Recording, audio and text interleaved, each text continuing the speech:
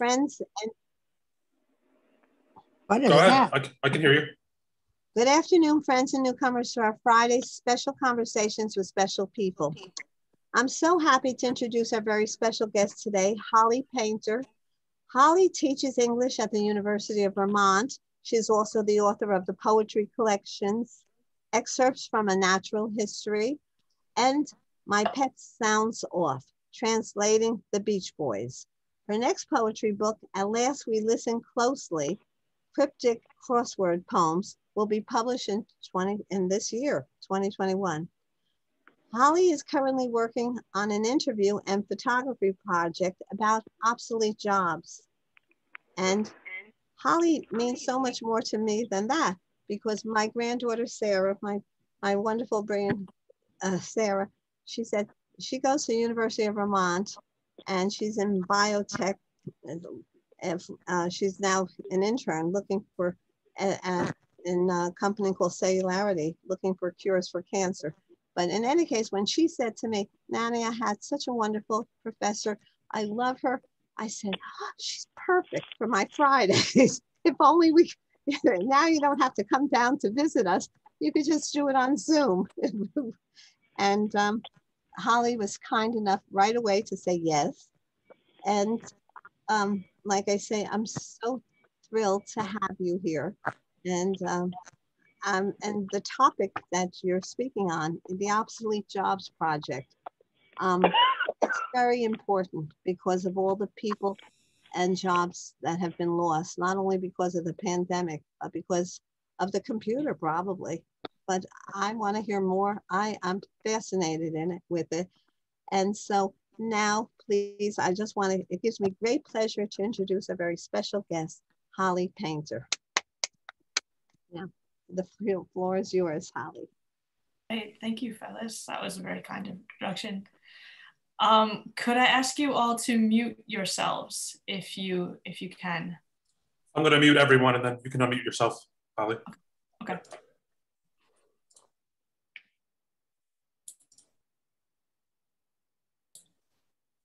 Okay, can you hear me now? Yes. All right, so I have some slides because this is a photography project. I know some of you are tuning in with just audio, so I'll try to sort of describe what we're seeing. So let me pull up my slides. All right, can someone verbally confirm that you can see? Yes. Great. Okay, so my project is called the Obsolete Jobs Project. It's sort of a working title. We'll see what it ends up being. But it's an interview project, sort of in the vein of Studs Terkel, who did the oral history interviews on so many topics, including work. So I wasn't sure if you'd be able to see me, but I have prepared this slide, which is just a picture of myself. So I am the person doing this, and I am, yes, from the University of Vermont's English department. I don't know that I would necessarily call this typical research for an English professor, but it's something that was of interest to me. So I want to start with this picture. It's, for those who can't see it, it's Chicago, April 1941, and we have someone getting a shoe shine on the street. So this is something that some of you may possibly be old enough to remember. Sort of, this is a commonplace sight. The person giving the shoe shine looks to be somewhere between sort of 7 and 10 years old. He's a little boy. So that's not, of course, something that we see very much of today. But here is Mike. He's not the same person for the original photo, so far as I know. So Mike is a shoe shiner in New Orleans. And he did actually, in 1941, he was shining shoes. He started at the age of 11 during World War II. And he has shined shoes continuously since then. As I said, he's in New Orleans, and he had worked at a restaurant that was destroyed by Hurricane Katrina. And so you'll see that he's an elderly gentleman who then was actually forced to go back onto the street side shoe shining, and was sort of like kneeling out there on the pavement doing shoe shines when someone from the Roosevelt Hotel, the Waldorf Astoria Roosevelt Hotel, walked by and said, you know, would you like to come shine shoes in our hotel, which is where I met him. It's a sort of very ornate, opulent Waldorf feeling hotel where he now shines shoes. And he's a very personable person. I think a big chunk of his job is talking to people. And he says that's really the part that he most enjoys. And when I talked to him about sort of the reasons why we don't see shoe shiners as much as we used to, I think it's mainly airports and fancy hotels at this point. He says that it's really not that shoe shining has been lost. It's that there are no people left who want to do that job. And that was sort of his impression, that yes, the shoes had changed, yes, the materials you'd use to shine shoes had changed, and those were part of it, but he thought that it was really a lack of people wanting to do this particular job. So I have some audio clips here. Hopefully you'll be able to hear this. It's the same as what's printed here. When I shine a shoe, I try to shine it to the glory of God as much as I can do. Do to the glory of God. I try to do that, so I don't shortcut on my God's shoes. I give them what they can take. If they don't shine, they can't take. Hoping you're able to hear these, but if not, they are. I transcribed it here. So I wanted to just give you a taste here at the beginning and then tell you about my project. So my project, the Obsolete Jobs Project, was something that I started in 2014. And part of it was that at that point, I wasn't working for a university. I was a poet, and I was not finding that to be a particularly lucrative profession. And I had this argument with my partner about it. And she said, this is not a real job. You don't make money as a poet. This is an obsolete job. And I got so kind of bothered by this that I thought, there's so many interesting jobs that people consider to be obsolete or not something that you can make a living at anymore. And I'm going to go find those people. So I kicked off with a big road trip that I'll show you later in 2014. And this is sort of my 4-step process to this project. And we'll come back to each of these steps. So step 1 is just to identify occupations that are in danger of becoming obsolete.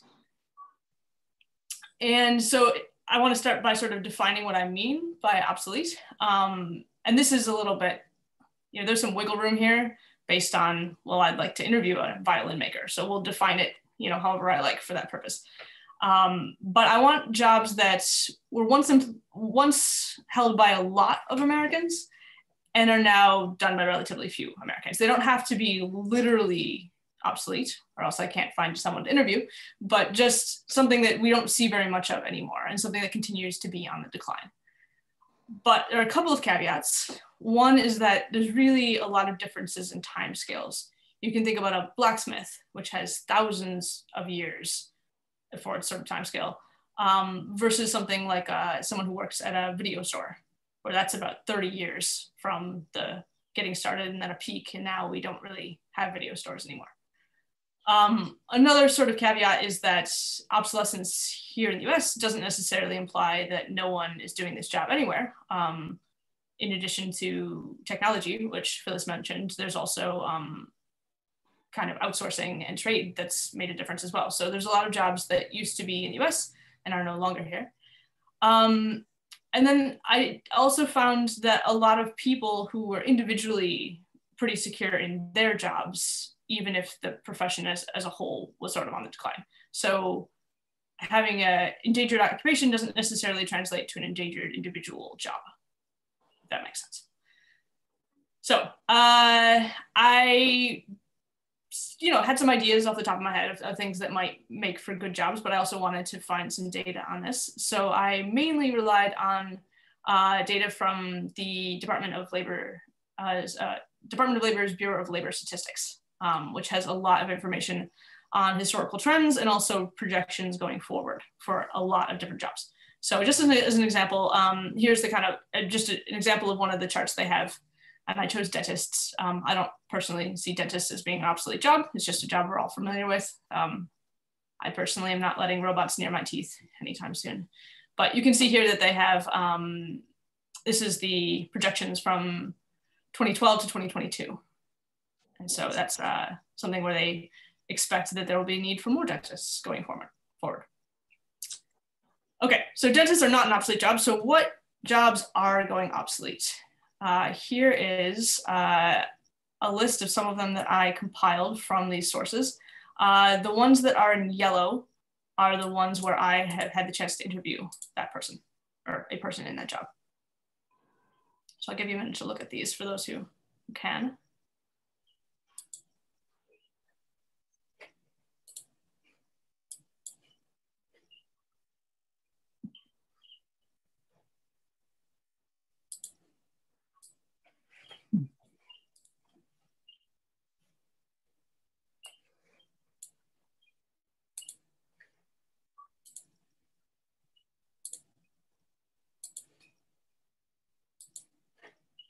Sorry, my computer's also just in this moment to decide it should update some things. So I'm trying to get rid of that.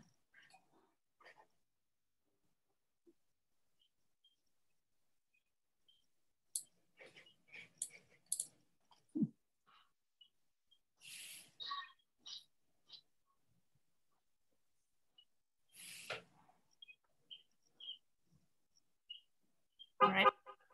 I'm gonna move on from this slide, hopefully. Oh, no. Here we go. So I wanted to just dig into a couple of these that are on there to just give you an idea of what some of these declines look like. And I'm only using data right here from the last 20-ish years, though some obviously have longer timescales. And you can also see on the left that the left is the number of workers, and there are very different scales for these. So telephone operator, for example, during this 20-year period sort of peaks in 2001-ish with about 57,000 people and now has fewer than 5,000 telephone operators in the US. Sewing machine operator, in 1997, there were more than 500,000, and now there are just a little more than 100,000. Photo developer, you can remember when you used to be able to take your film in and get it back in an hour. I mean, you can still do that, I think, at CVS, but there used to be, these shops everywhere. And so in 2000, there were 80,000 people employed in that. Now there are closer to 8,000. And wood pattern maker is one that had already seen a major decline by the time of this 20-year period. But in 1999, there were about 6,000, and now there are fewer than 200 wood pattern makers in the US.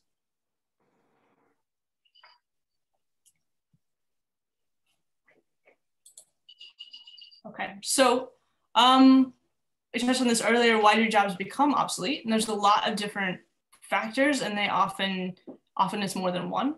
So as we said, automation and AI. You can think of something like a elevator operator. We don't, at this point, have people who stand in elevators and manually operate them for the most part. And that's sort of different than something like new inventions or other technological change. Something like a milkman, it's not that we have sort of robots delivering milk, it's that everyone has refrigerators now, so we don't need people to deliver milk. Photo developers, we don't see as many of those because so many people take pictures on their phones and never print them. So we can see these different technological changes making these jobs not necessary. And then, as I said, offshoring, outsourcing, and trade.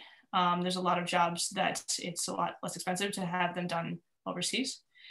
And then the final category is sort of a mishmash category of just changes in tastes, fashions, and laws. So hat maker, people used to, everyone wore hats, and now many people go out without hats.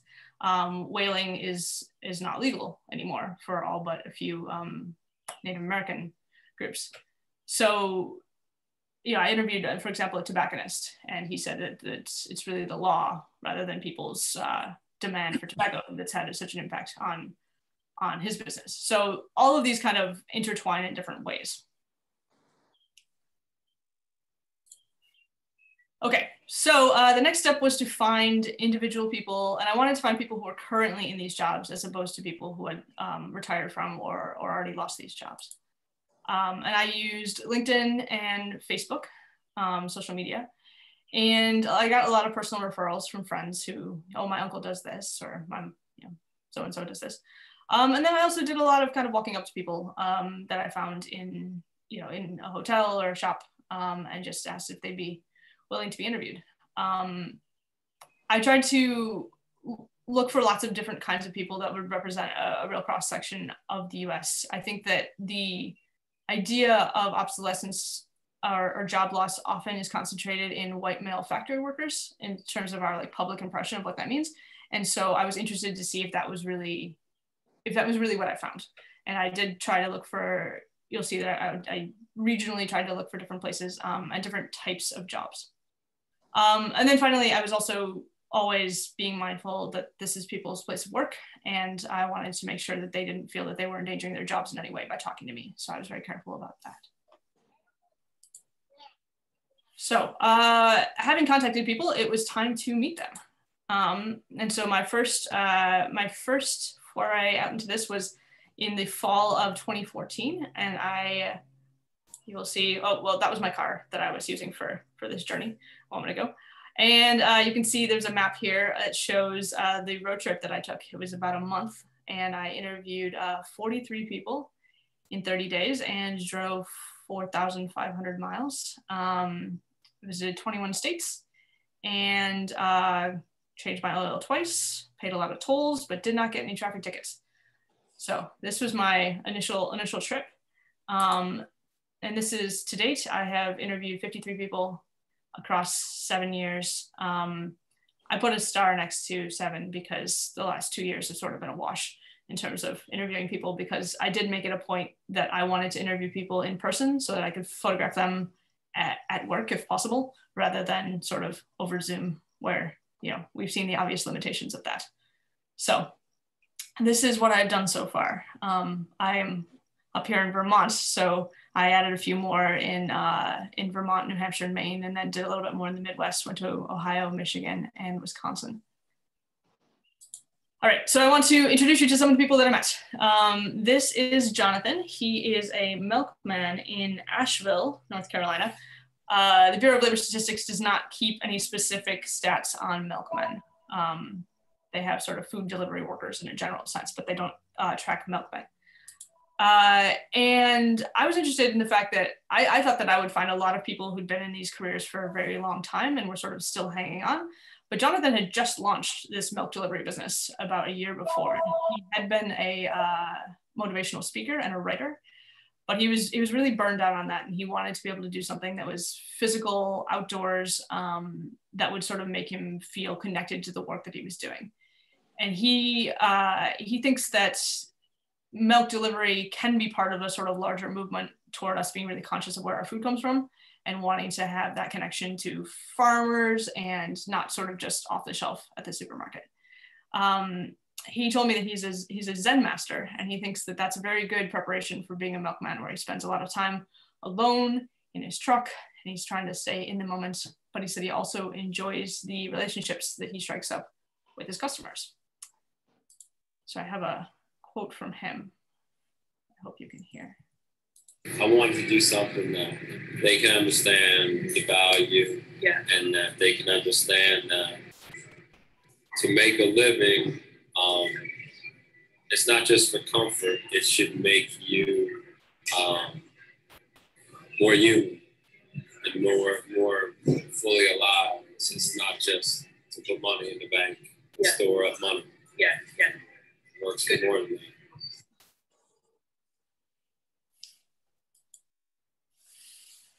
All right, our next slide this is Mahbud. He is a rug weaver and restorer in Kensington, Maryland. You can see some of the beautiful rugs that he's worked on behind him.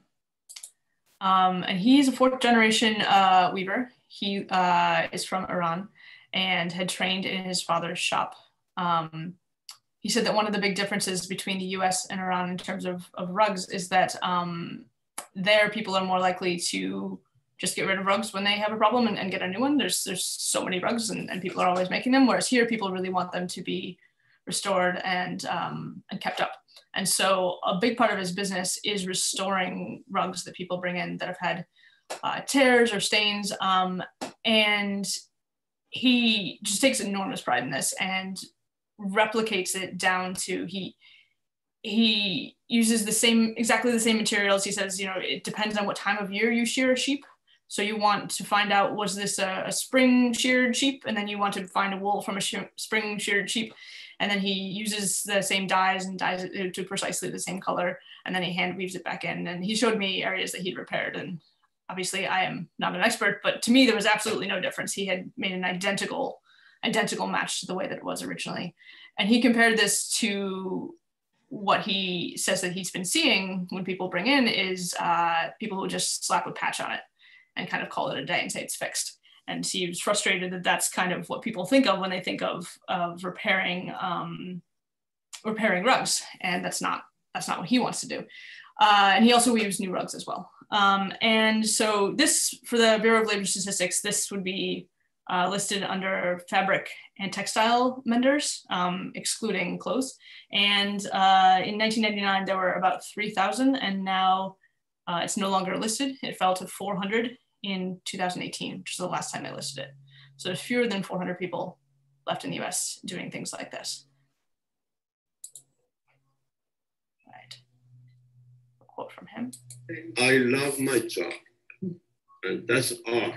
Mm-hmm. When I see a job I did for a person, they love their art.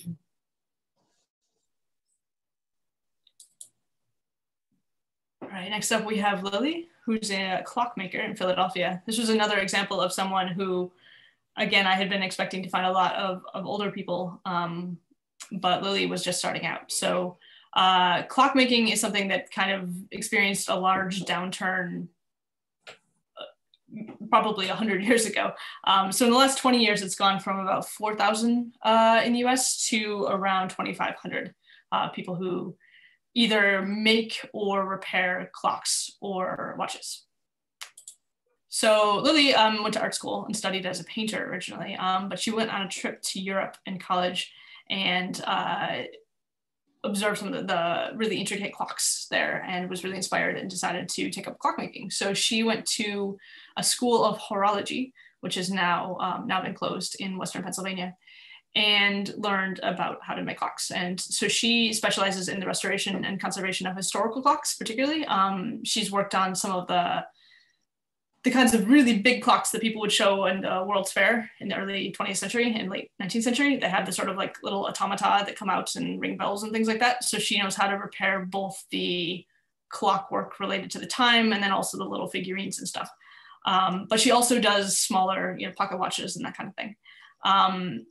And she says that one of the, well, it's gonna show up in the quote in a minute, but one of the big problems that she's had is that people don't think that she will be capable because she is so young.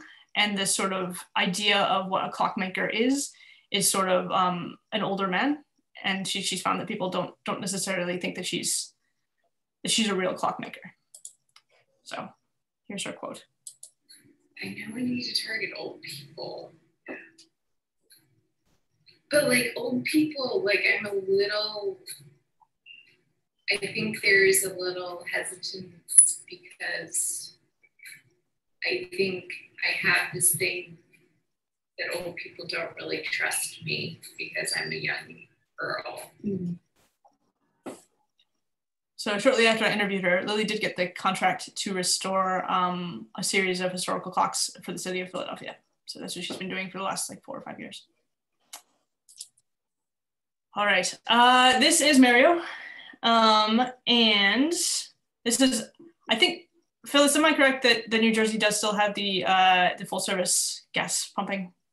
It's New Jersey and Oregon, is that right? Yes. Okay, so this may not be novel for you all, but full service gas station attendance for me, at least, was something that I had not seen much of. But I happened upon Mario in Brooklyn. He's in Williamsburg part of Brooklyn, and he is a character. You can see on this next slide. He is a sort of very big personality, and he's been pumping gas since the age of 13. His gas station was started by his grandfather in 1959 and employs exclusively men from around the neighborhood. Everyone, he sort of had all the employees tell me where they live, and it was all within about 2 blocks. And this gas station is the most community center like gas station I have ever encountered. They had sort of a weight room. They had catered food every day for anyone who wanted it from the neighborhood. But at the same time, we had Mario, who actually owns a number of other businesses, but spends 10 hours a day pumping gas because he's really committed to the idea that he said, you know, there's people who can't get out of their cars, it's raining, it's whatever is the issue. He's gonna pump gas. And he really seems to know all of his customers and chat with everybody. And he was telling me stories about Hurricane Sandy, and when that had happened, how they were 24/7 around the clock pumping gas, and you know, free gas for first responders and to anyone with children. He was very concerned about sort of the community aspect of that, which is not really what I expected when I was thinking of, you know, gas station full service attendant as being, you know, a kind of category of job, the way that he would make it into this really community focused profession. All right, so you can hear from Mario here. I get back to my community. Yeah. On a snowy, rainy day, do you want to pump your own gas? No. On a snowy, rainy day, when you're going to a wedding, will you pump your own gas? Positively not. That's Mario. Okay. So this is Tedra and Chris. They are bookbinders in Urbana, Illinois, at the Lincoln Bindery. And Chris actually was a bookbinder. It was his part-time job in college, and he ended up buying the bindery in 1976, I think. Sorry, 1978. I can't see the right side because we're all on the right side. And Tedra joined in 1997, and she also makes these beautiful custom books. And they mainly do these sort of small editions of things like family histories, dissertations, that kind of thing. Though they also do a little bit of repair work as well. And they've seen a lot of decline over time, mainly due to the internet.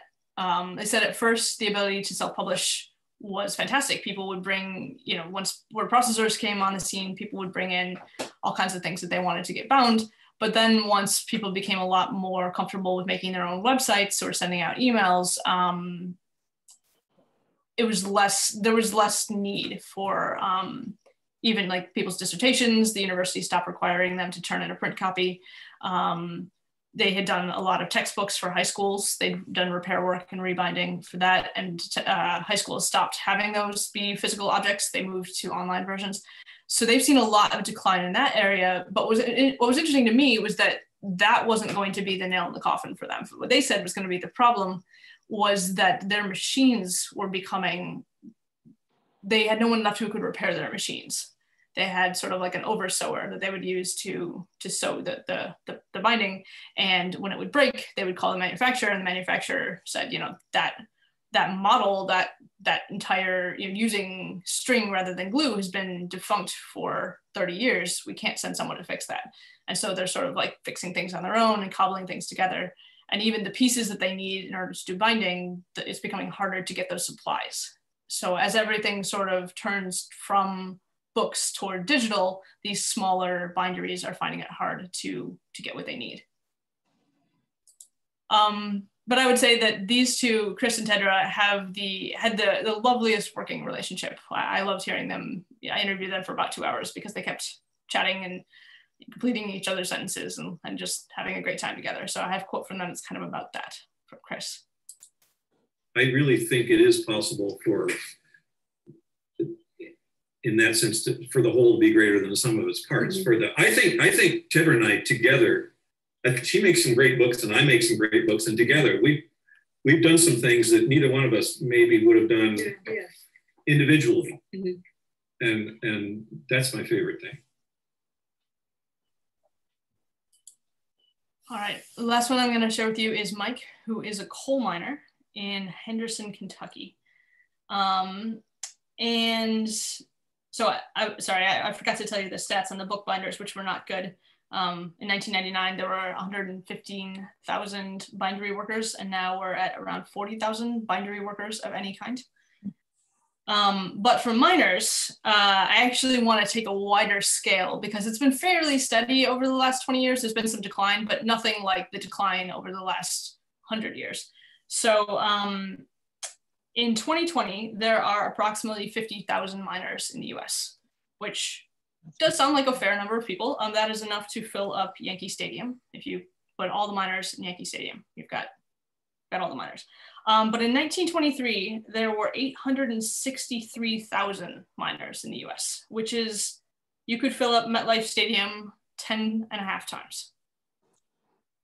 So that's how many miners we used to have. This is a profession that's definitely seen just a catastrophic decline over the last 100 years. So Mike also has the distinction of being one of the very few people I interviewed who absolutely hates his job. Almost everyone I spoke to, one of the reasons they'd stayed in a really hard job, a very hard job to sort of keep going, was because they really loved it. And Mike, that is not true.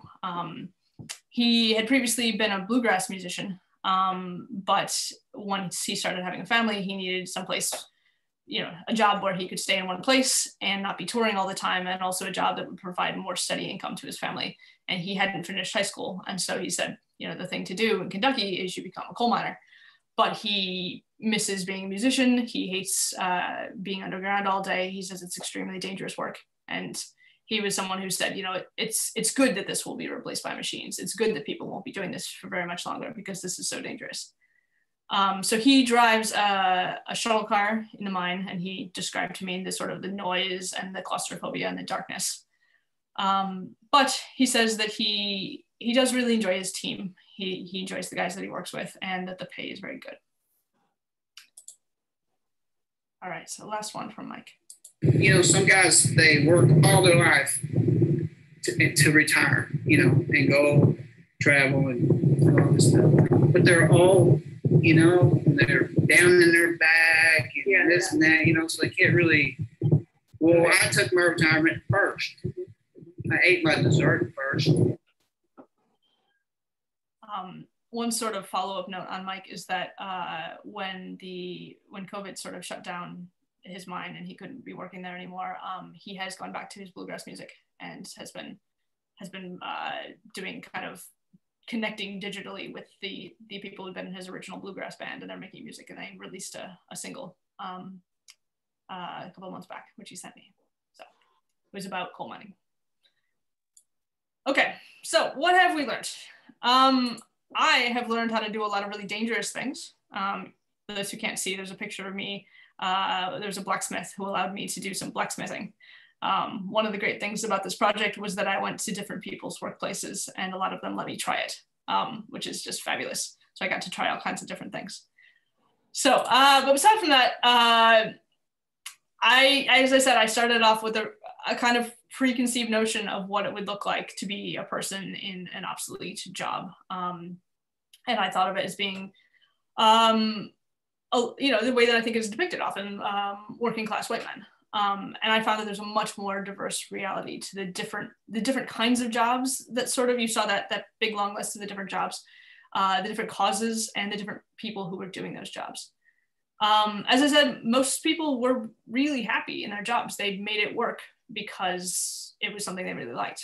And a lot of people really identified strongly with their jobs, which in surveys of Americans in general, across all kinds of professions, Americans more so than Europeans in these surveys do identify really strongly with their jobs. You go to a party, people say, oh, what do you do?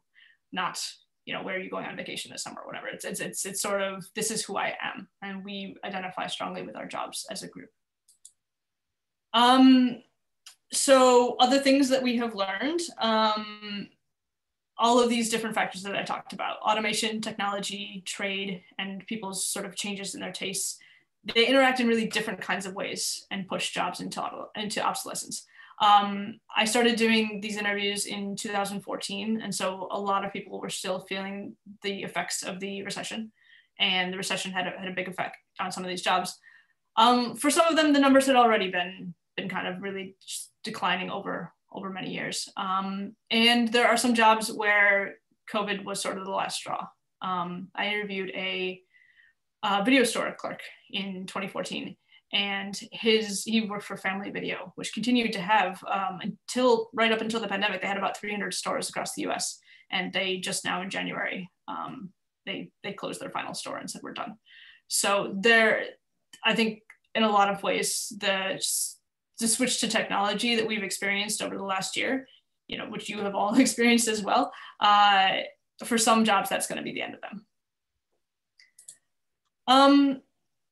I think something that I learned that I hadn't really thought about before this was just the degree to which it's okay that some of these jobs are going to disappear, that we don't necessarily need to hang on to people mining, just as an example, that's something that's very dangerous. And there were a number of jobs that were pretty dangerous, that having that fade out in favor of, you know, in that case, whether it's cleaner technology or cleaner energy or automation, AI, that's okay, that people will miss the jobs if they can't be replaced in another. People would like to have work, and we need to find ways to transition people to other kinds of work, but that specific job of mining or some of the crab fishing occupations also rank very highly on sort of the dangerous work scale.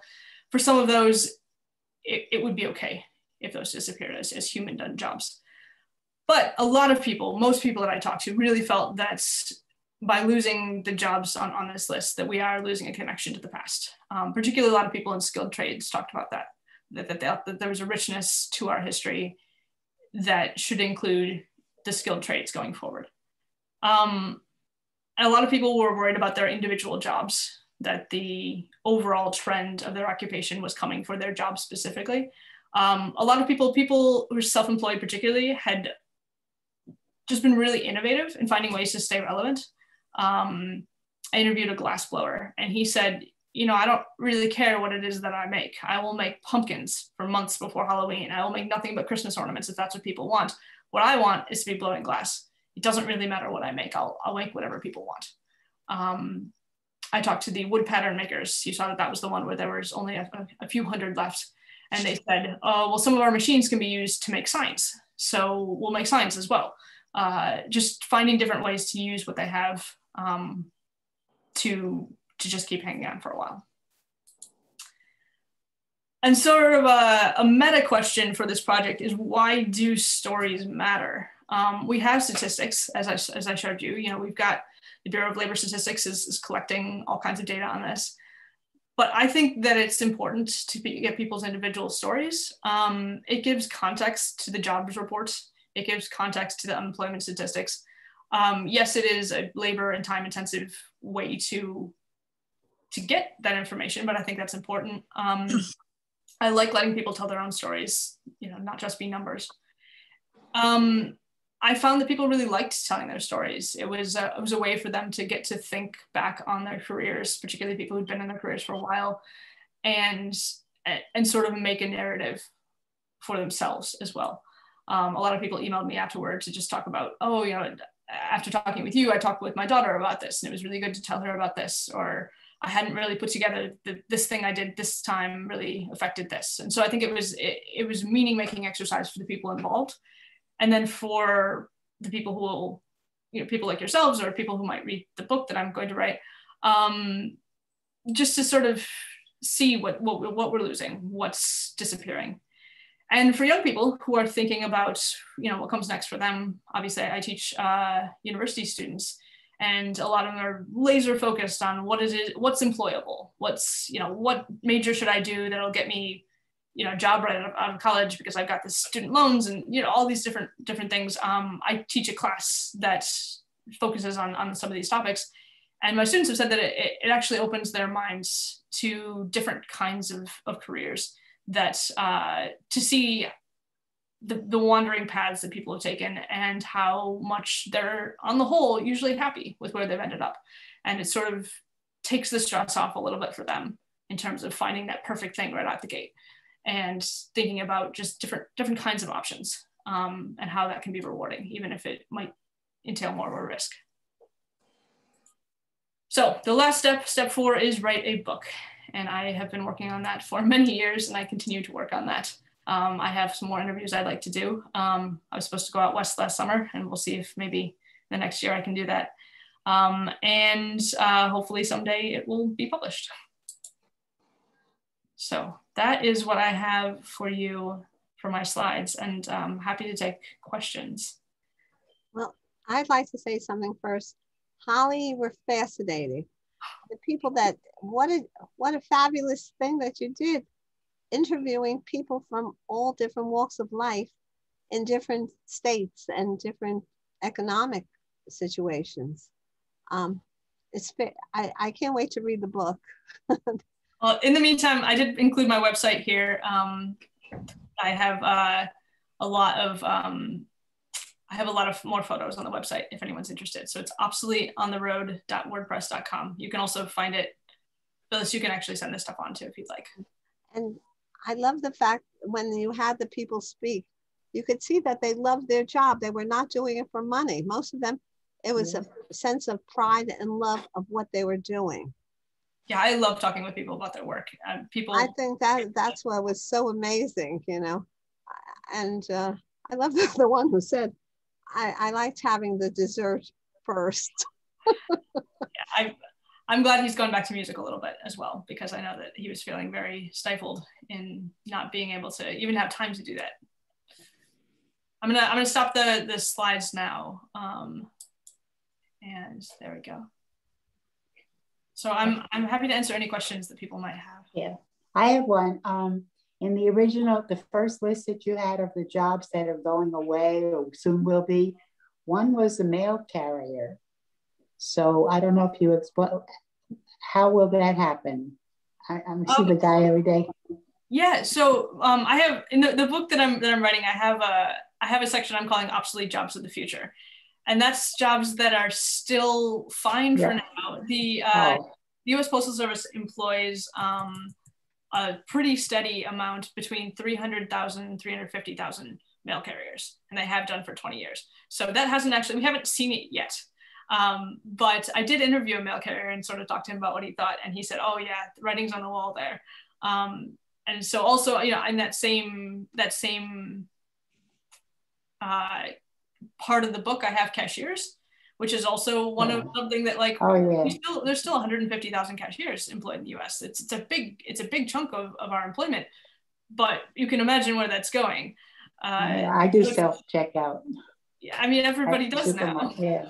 So the other one, like that. The other one was travel agent. And I totally agree with that. I do all my own stuff now. I do have a travel agent, but I do all the work and then I send it to her and then she deals with, because some companies still like to deal with a travel agent rather than the independent booker. The travel agent I spoke to would like to encourage you all to continue to use travel agents. Oh yeah, I still use it. Well, not for a year now. I haven't got anywhere. Oh, none of us have. So I have a comment on the coal miner, because what I thought you might be about to say was not the case. I thought you might have been about to say that he went back to and got his high school degree. And I was, so that he could maybe earn a better living and have a better standard of life.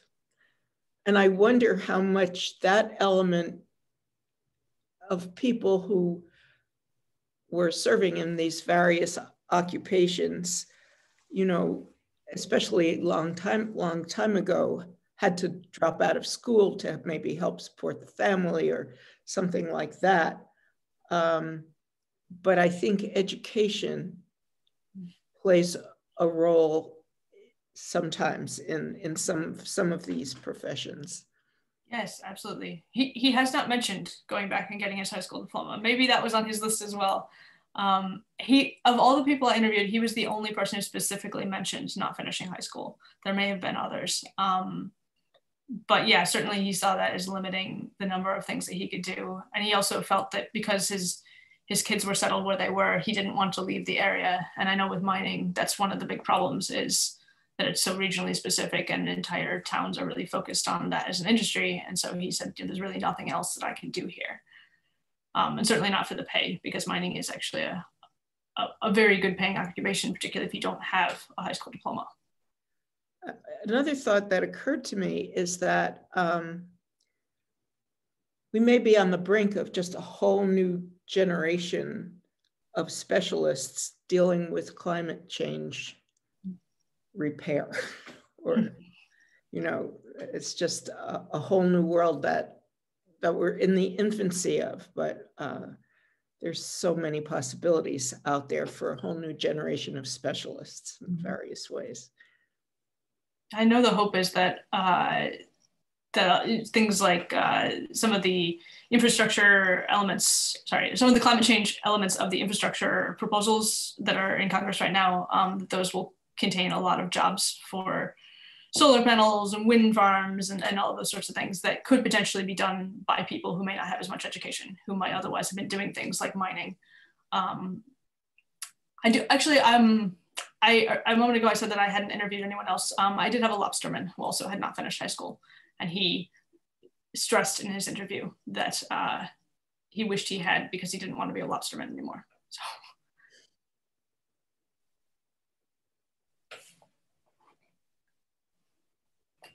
Are there other questions I can answer?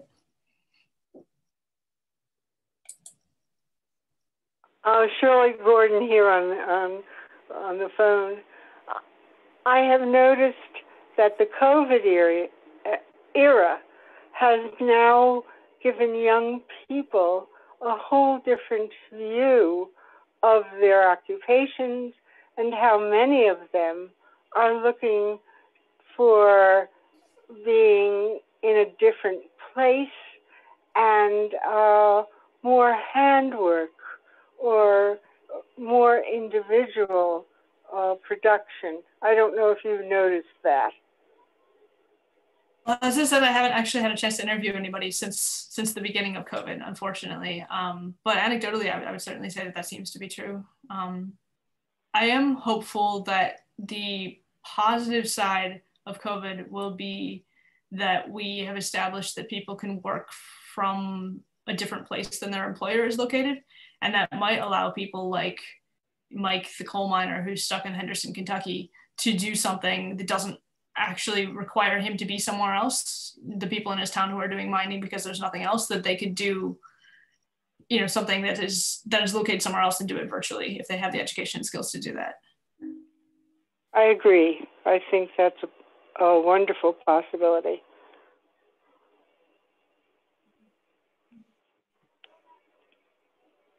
I look forward to reading your book. I look forward to reading my book too. Someday I'll finish it. It's currently about 350 pages, and I haven't finished the interviews. So there's a certain amount of editing that needs to happen to my book before it goes to a publisher.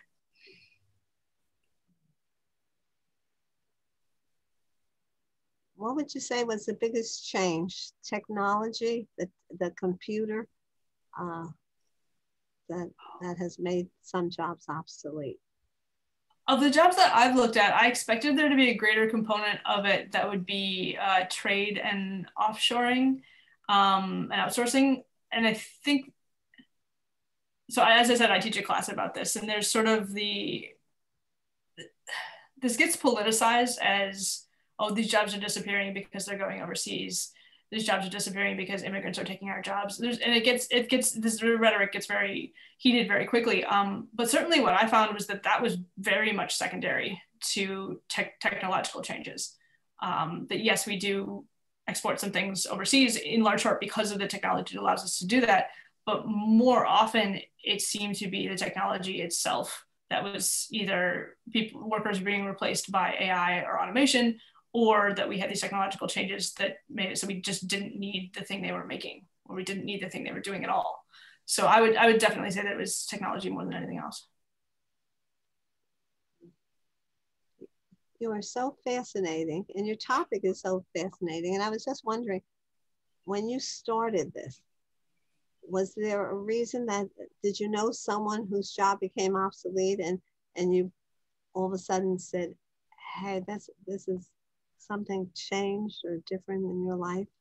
As I said, I had this conversation with my partner where it was, you know, my job as a poet wasn't just sort of and I don't know that anyone ever made a lot of money as a poet or really even supported themselves, and probably have more people writing poetry today than we ever had before. But to me, this was sort of an impetus to think, you know, there's lots of jobs that there aren't very, there's not much demand for anymore, but are still interesting. And so that sort of kicked it off. The other thing is I'm from Southeast Michigan.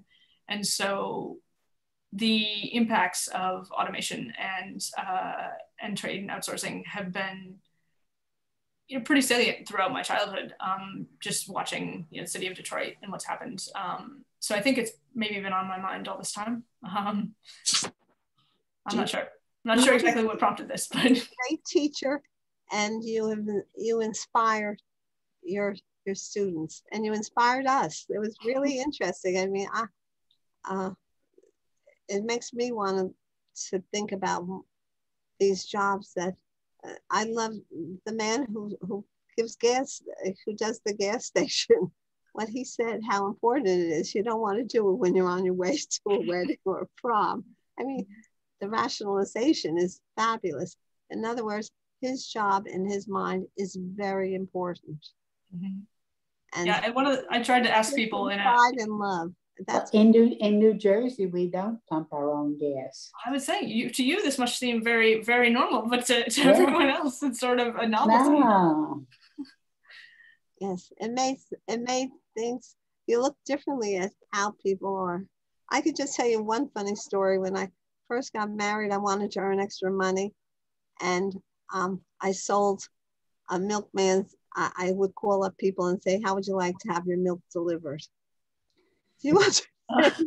This was 1960, and they still had the milkman. And I did do business. I was able to get people to have milk delivered to their house from this particular milkman. Phyllis, are you old enough to remember the Dugan man used to come in a truck and deliver it? Like, I guess he's been replaced by Entenmann's, which are sold in supermarkets. But there used to be a truck would come around with pastries, and somebody's nodding there, muffins and things like that. Yeah. You bought directly from the truck. Yes. Or delivered, yeah. I had just one other question. Do you think that with the advent of COVID and the looking for solutions included starting to manufacture things here in this country, so we could, stock up on masks and that sort of thing? Do you think that trend might be continuing? I don't know. I don't know. I mean, that was also intersected with a lot of trade stuff that was happening at the same time. So I don't know how much of that will continue. I'm just thinking that, it would be nice to think that some of the jobs lost could come back, maybe in different areas, maybe more scientific areas, but still. One of the things though that I've been reading is that a lot of companies that got stimulus money to set up various factory stuff spent it on automation. They often didn't spend, and that was true before COVID too. That when a lot of companies have received money, they said, "Oh, we've got this capital, investment that we can spend it on that car making robot we wanted." And so it's not even when jobs come back, they often don't go to people.